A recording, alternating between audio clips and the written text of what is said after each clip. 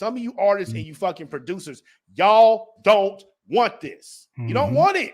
And it's okay. And that is the problem that I always have. You know what question I always want to ask, Control, and I really would love to get a real answer. When did you give up? Because that's the only reason you're here. You're here trying to burn down what I am doing because you've given up on your ship. I am too fucking concerned with the world that I am building to give a shit about what you're doing wrong.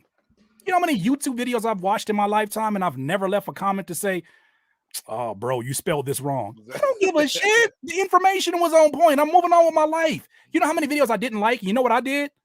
I forgot it was a dislike button. I just left. Nigga, I just left. So when I see that, it makes me ask, like, when did you give up? Group82university.com